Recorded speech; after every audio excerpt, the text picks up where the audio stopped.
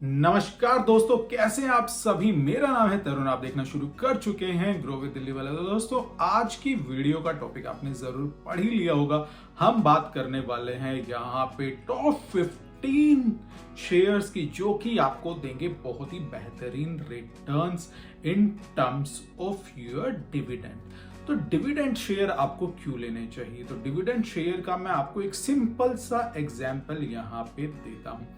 तो आपने अगर बिकॉज हम इंडियंस को सबसे ज्यादा जो समझ आता है वो आता है घर रिलेटेड या प्रॉपर्टी रिलेटेड जो भी एग्जांपल्स हैं। तो अगर आपने एक प्लॉट को लिया है, तो प्लॉट को मान लीजिए आप एक शेयर हो गया है, तो प्लॉट की अप्रिसिएशन तो होती ही रहेगी, but there should be some means जिसके थ्रू आपको एक रिकरिंग इनकम आती रहे एंड आप फाइनेंशियली इंडिपेंडेंट हो जाएं, जिसको आप किराया बोलते हैं एक तरीके से। तो डिविडेंड को भी आप मान के चलिए कि मुझको ऐसे शेयर्स को चूज करना है जहां पे मेरी अप्रिसिएशन तो हो ही प्लॉट की, मैंने जो वहां पे कुछ बनाया है उससे मुझको रेंट भी आता रहे। तो इसकी एक टर्मिनोलॉजी होती है जिसको हम बोलते हैं डिविडेंड यील्ड। अब ये डिविडेंड यील्ड क्या होती है? जैसे आपकी रेंटल यील्ड होती है उसी तरीके से आपकी डिविडेंड यील्ड होती है। तो फॉर एन एग्जांपल, अगर मेरा जो शेयर है वो यहाँ पे 100 रुपए पे ट्रेड कर रहा है एंड अगर वो मुझको 15 रुपए का डिविडेंड साल में देता है, तो मेरी एनुअल डिविडेंड यील्ड होगी 15%। तो यहाँ पे हम उन्हीं शेयर के बारे में डिस्कस करेंगे जिनकी डिविडेंड यील्ड सबसे बेहतरीन है अगर हम कंपेयर करें बाकी की लिस्टेड कंपनी से। तो यहाँ पे स्वाभाविक रूप से आपको काफी सारे पीएसयूज कंपनी भी मिलेगी, बट मैंने यहाँ पे ट्राई किया है कि मैं यहाँ पे ऐसी कंपनीज को ही रखूं जिनका जो फ्यूचर है वो काफी अच्छा हो। जैसे मैंने आपको एग्जांपल दिया था कि प्लॉट अगर आप लोगे तो अप्रिशिएट होता जाए, ऐसे शेयर्स हम बिल्कुल नहीं देखेंगे जिनका जो रेट है वो स्टैग्नेंट रहे या फिर आपका जो वेल्थ है उसको इरोड करे। तो अब शुरू करते हैं। तो दोस्तों, यहाँ पे जो मैंने कंपनीज पिक की हैं वो 15 कंपनीज जो पिक की हैं वो बिल्कुल प्योरली आपकी है डिविडेंड यील्ड के बेस पे। आपको हर क्वार्टर में, मैं बोलूंगा हर क्वार्टर नहीं तो एटलीस्ट हर साल आपको ये कंपनीज पे ध्यान जरूर देने की जरूरत है। उसका रीजन क्या है? काफी कंपनीज के शेयर बढ़ जाते हैं तो उनकी, बट जो वो डिविडेंड देते हैं वो उतना ही रखते हैं, तो आपके डिविडेंड यील्ड अपने आप कम हो जाती है। तो हर साल आप अपने पोर्टफोलियो में जरूर देखें कि क्या ये जो है कंपनीज उनकी डिविडेंड यील्ड टॉप 15 में आ रही है या नहीं आ रही। तो अब शुरू करते हैं। नंबर 1 यहाँ पे कंपनी कौन सी है एंड आप स्क्रीन पे देख सकते हैं, मैं साइड में लगा दूंगा ये टॉप 15 कंपनी के एंड थोड़ा थोड़ा इनके बारे में मैं आपको बताता जाऊंगा ताकि ये वीडियो हम काफी कंसाइज रखें एंड बड़ी ही जल्दी आपको पता चल जाए कि वो कंपनी कौन सी है। एंड इसका मैं, आप स्क्रीनशॉट अगर लेना चाहे तो फुल स्क्रीन भी कर दूंगा, आप इसका स्क्रीनशॉट भी ले सकते हैं, अदरवाइज आप स्क्रीनर पे जाके भी देख सकते हैं। वहां पे जिसको ये यूज करना नहीं आता वीडियो से, आप स्क्रीनशॉट जरूर ले सकते हैं। तो हम शुरू करते हैं पहली company which is your PNB guilds. So PNB guilds की अगर मैं बात करूं तो काफी अच्छी कंपनी है यहाँ पे।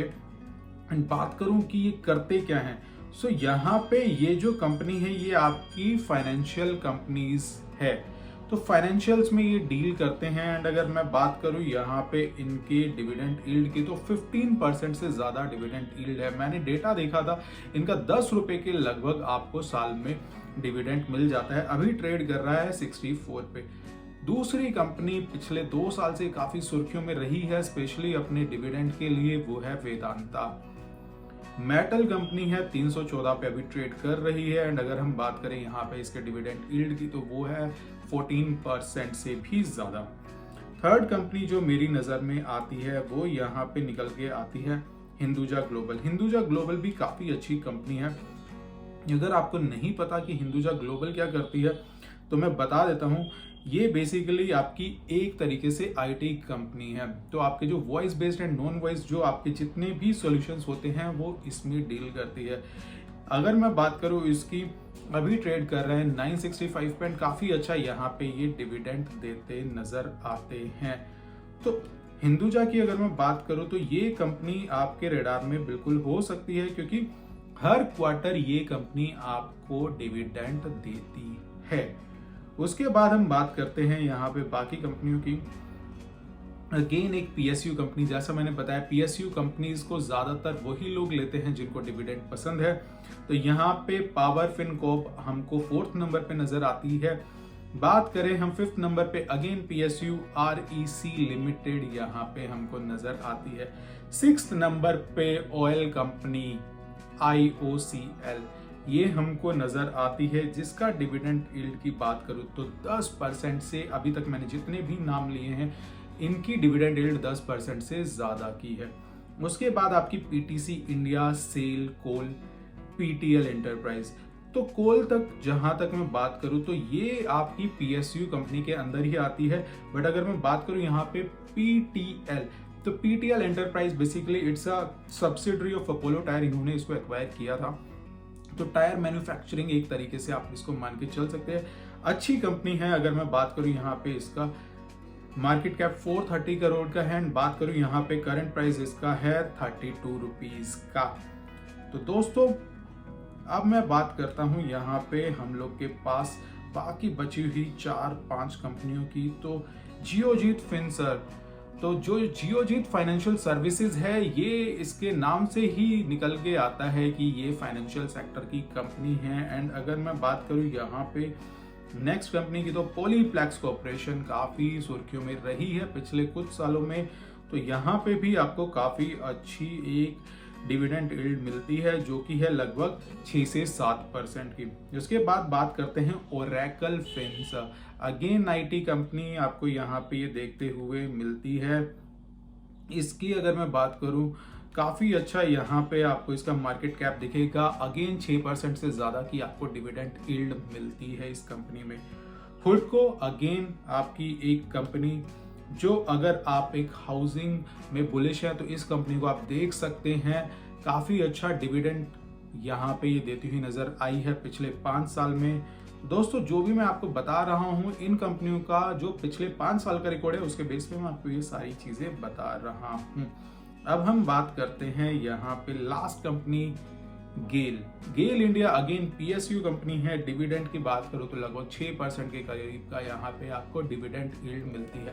तो दोस्तों अब आप क्वेश्चन कर सकते हैं कि शेयर मार्केट में हम आते हैं अपने पैसे को बढ़ाने के लिए, तो डिविडेंड जब कंपनी दे देती है तो कहीं ना कहीं उसको हम अगर कंपनी को इवेलुएट करें किसी ग्रोइंग कंपनी के साथ तो इतने बेहतरीन रिजल्ट्स नहीं मिलते हैं। तो दोस्तों अपने हाइंडसाइट में आपको 2 ऑब्जेक्टिव लेके चलने हैं, एक तो ग्रोथ।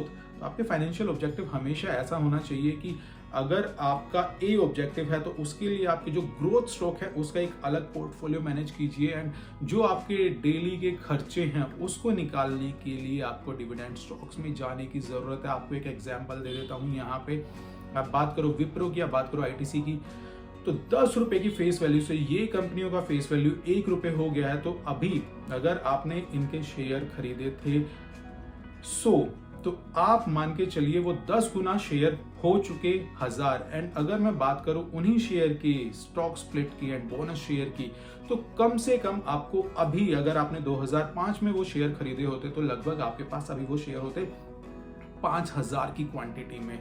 तो थोड़ा लॉन्ग टर्म विजन है, बट वो 5000 के जो शेयर आपके पास अभी हैं, जो 5000 शेयर हैं, वो अगर आपको यहाँ पे 15 रुपए भी देते हैं तो आपको पता चलेगा कि कितनी आपको यहाँ पे डिविडेंड मिल रही है, जो कि मेरे हिसाब से एक काफी बेहतरीन आइडिया है अपने पैसे को एफडी में रखने से।